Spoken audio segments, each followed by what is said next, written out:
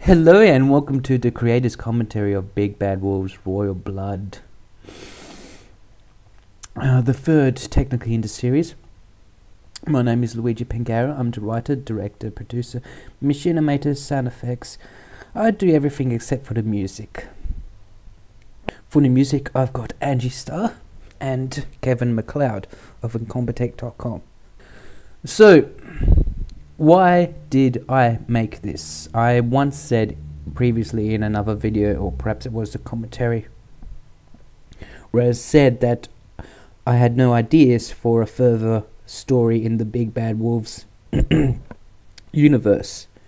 That I based a series and on its...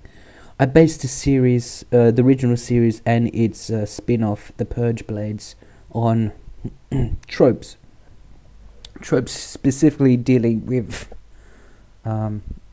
black and grey morality, and I had no ideas. The well ran dry for me, so then I started getting an idea. I wanted to expand the mythology, as some writers call it, of this setting. So this special, I wouldn't call it a series. This is like a 20-minute special, kind of like Doctor Who Christmas specials. And this was a way of expanding those ideas, expanding the werewolves and how they work and how the packs work, and expanding the setting. I'm glad I introduced the name of the place that Tracy is based, Specchio, played by Riften, in the Skyrim game. Skyrim is of course copyright of Bethesda Software Works. I'm just a fan and I make this for fun. But in this story we learn about Blackstone, a new city, a little bit of history. We learn that the pack leaders are called Alphas. We learn about the Empire, the Empress, lots of little bit of setting development.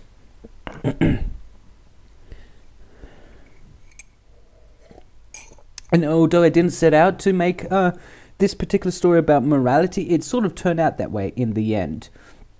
The always theme of good and evil. What is good, what is evil, how evil can you be? Because these are werewolf cannibals basically, and it's an evil thing to do, to eat another human body, but they're already dead, so it's a little bit murkier, and of course of what Mark does. I explained it all in 2 other videos on this channel, that writing is hard, and it's still hard but very rewarding. So this script went through many different changes, 6 different changes, and I had a few script doctors, look over the script. Because I need someone to, I need fresh eyes, and those were Dorian Stranger Ricks and Tara Jenkinson, 2 fabulous writers that I know, and they went over it and made suggestions, and I heeded those words and made some suggestions. So I thank them for that. I may release those scripts on DeviantArt or something like that, maybe on the archive.org. just to see how different it is. I went through numerous different changes. Silver was going to have a bigger role. Empress Celine was going to have a bigger role.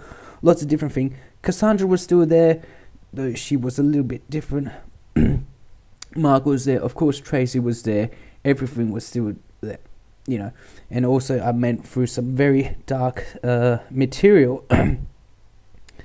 Some dark subjects which I had no right in talking about. And I think I might talk about this right now, this spring down the controversy box, and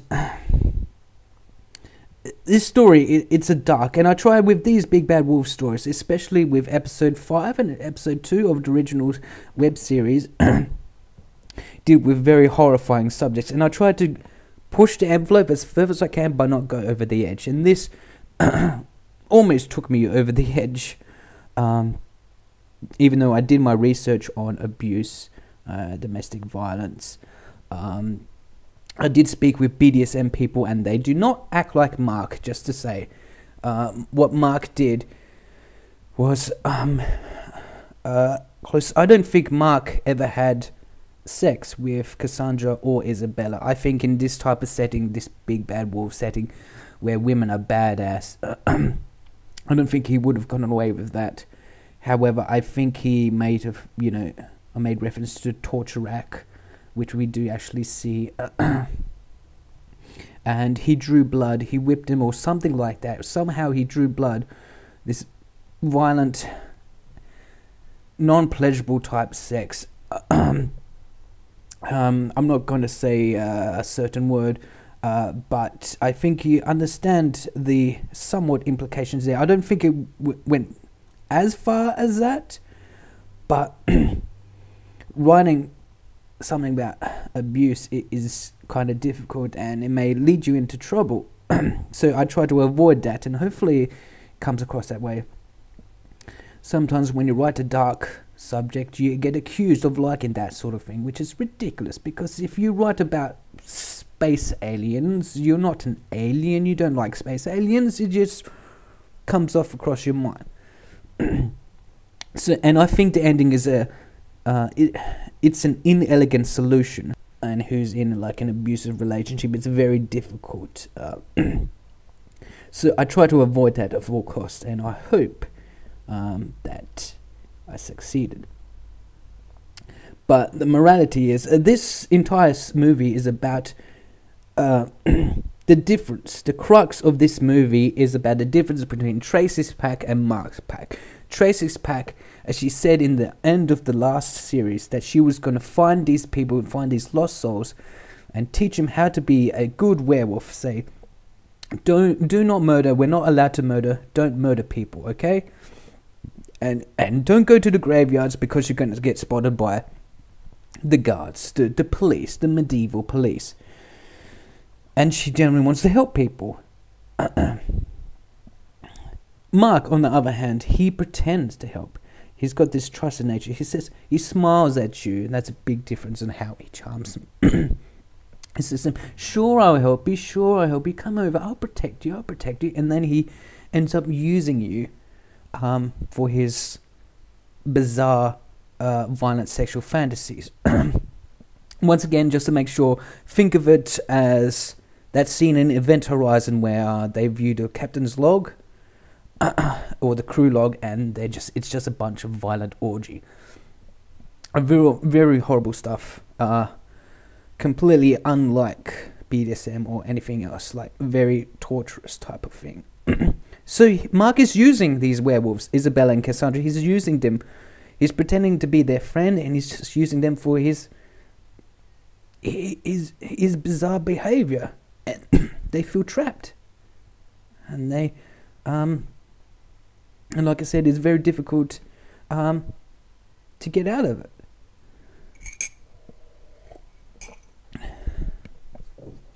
And I made a note of it, how Tracy thinks that it's odd. That's only three members, and we see a couple members in the speckier scenes, like 4 or 5 different, and it should avoid alarm bells. That should be your first clue that something is not right in this place.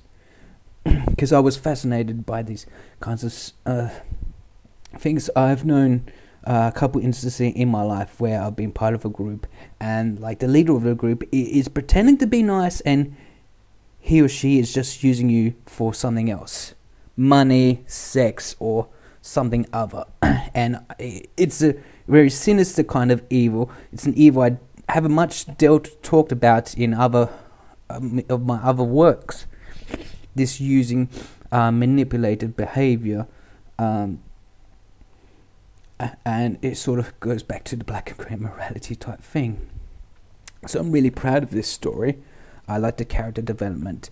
Tracy has development. She starts off being naive and say, "Oh, royalty! I get to be royal," and she's excited. And then she meets the werewolves and discover Mark's dirty secret, and she gets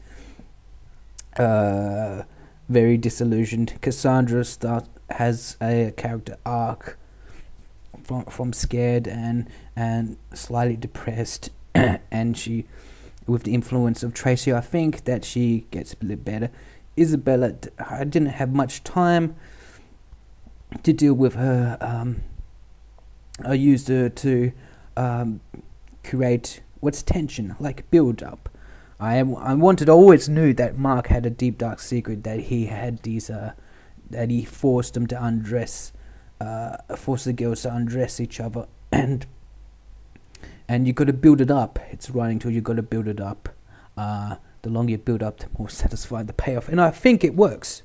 As I was told by my other script doctors, that the ending is pretty on par with the characters. So a lot of character development, a lot of setting development. I mentioned the almond wine in the scene past, which is basically amaretto.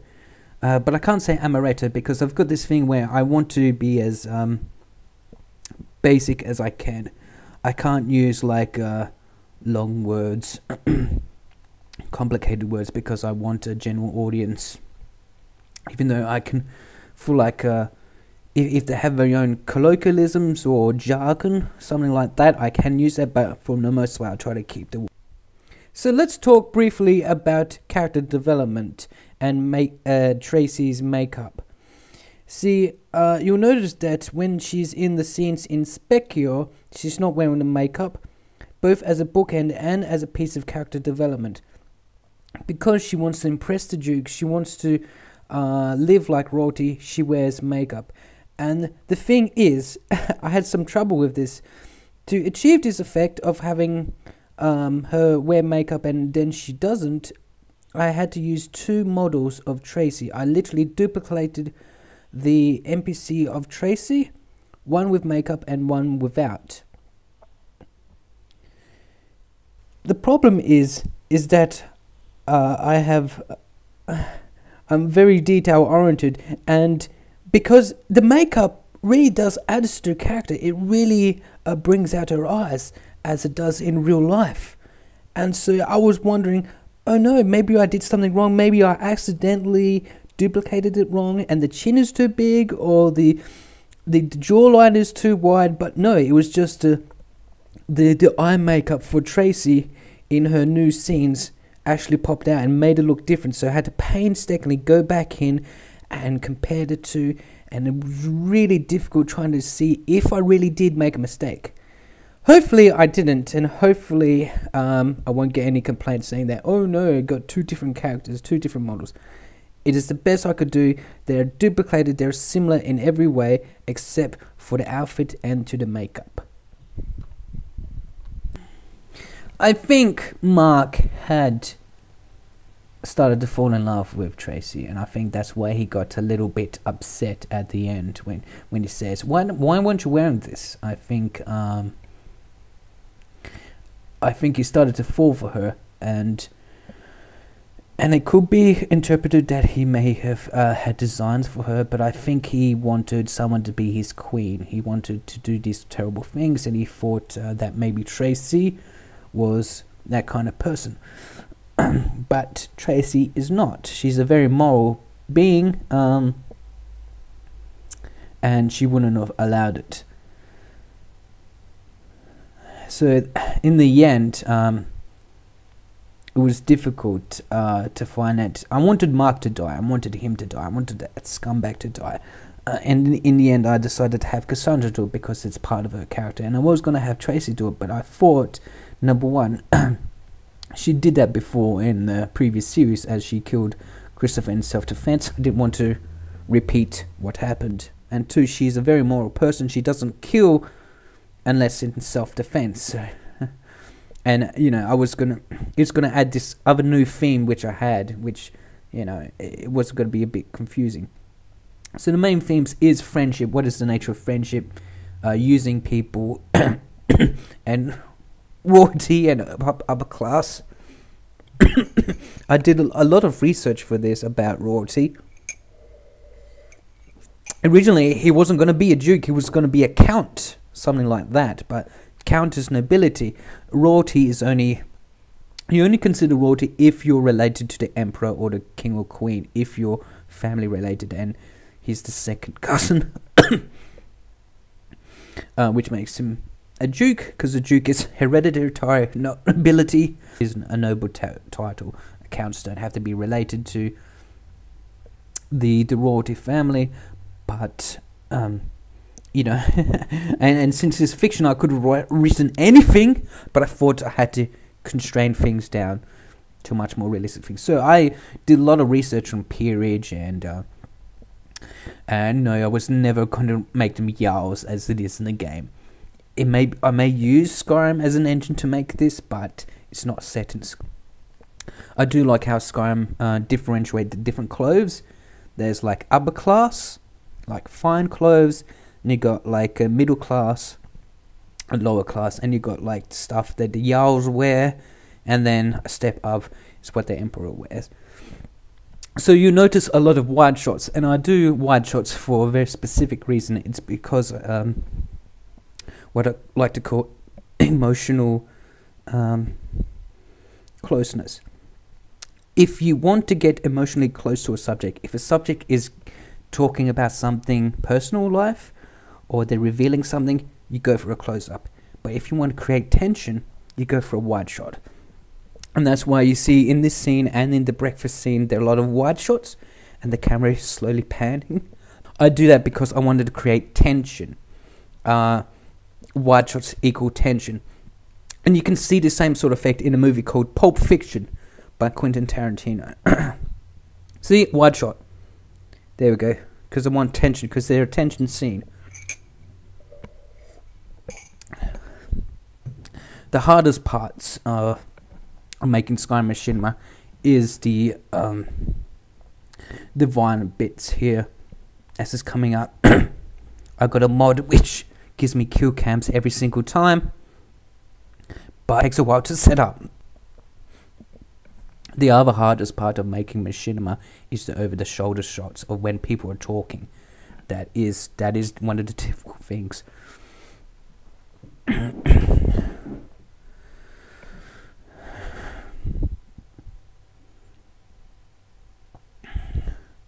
The lighting is very red this time compared to green and purge blades. A lot of like a reddish orange color for the lighting. It was a choice to make it seem a bit more darker, a bit more more in this crapsack world. So, like I said, it's an elegant solution, but I think it works well for the character. Excuse me.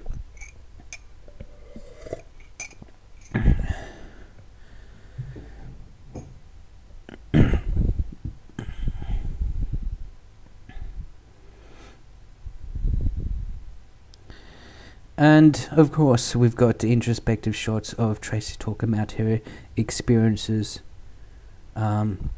as everything comes to a conclusion.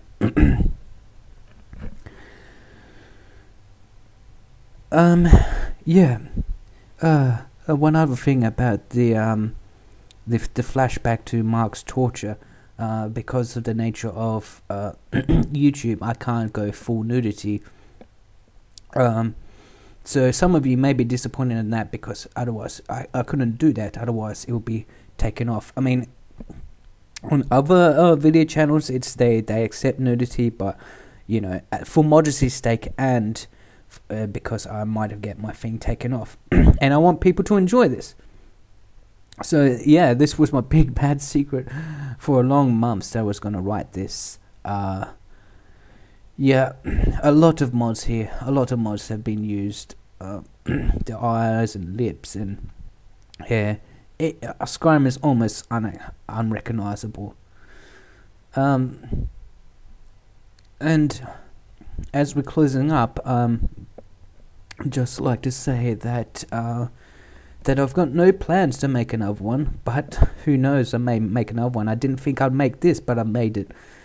It was a nice story to tell, a story that was difficult to write, but I think you can use it for a metaphor for abuse or violence or people getting tricked or manipulated into do something else, but it is quite I don't take it as doctrine or anything like that. It's meant to be entertainment, and I hope you entertained. Well, thank you for watching this, and thank you for listening to the Creatives Commentary. I hope I've been eliminated in this commentary, and if you've got some comments, please comment below. Thank you for watching. Bye.